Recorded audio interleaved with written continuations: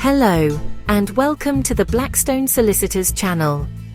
Today, we're exploring a topic that often comes up in property and construction disputes: the 45-degree rule in relation to rights to light. If you've ever wondered whether a neighbor's extension can legally block light to your windows, or how far a building can encroach without infringing your rights, this video will help clarify the law and practical considerations. Picture this. You're enjoying your home and a neighbor begins building an extension next door.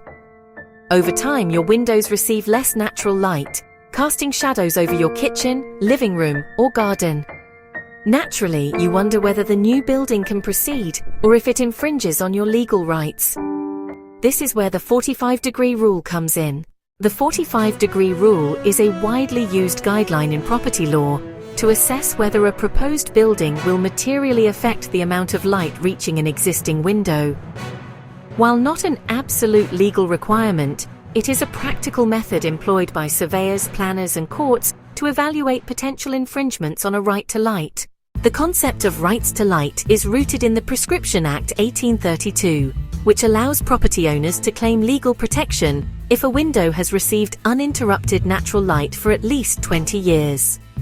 The law is primarily concerned with whether the light is sufficient for ordinary use of the room, not whether every beam is maintained.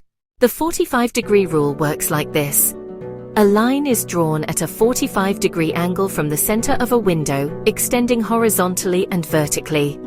If the proposed development intrudes beyond this line, it may significantly reduce the light to the window, potentially giving rise to a claim under the rights to light. Conversely, if the building stays outside of this 45-degree plane, it is usually considered unlikely to cause actionable obstruction. Consider a homeowner whose neighbor intends to build a 2-story extension. Surveyors measure the windows and apply the 45-degree rule. In this case, the new extension only slightly intersects the 45-degree line, indicating that light loss is minimal. The homeowner may not have a valid claim, and construction can usually proceed. In contrast, if the extension crosses the 45-degree line, reducing light significantly, the homeowner could have grounds to object. Remedies might include negotiating alterations to the plans, seeking compensation, or in some cases, you could apply for an injunction to prevent or modify the construction. This approach provides a clear and practical way to evaluate disputes before they escalate to costly litigation.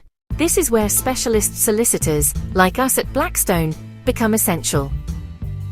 We advise homeowners, landlords, and developers on the legal implications of the 45-degree rule, assess the strength of potential claims, and help negotiate solutions.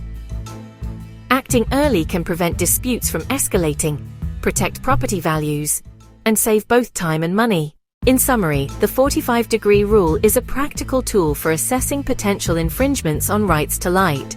It helps determine whether a proposed building might materially reduce natural light to existing windows.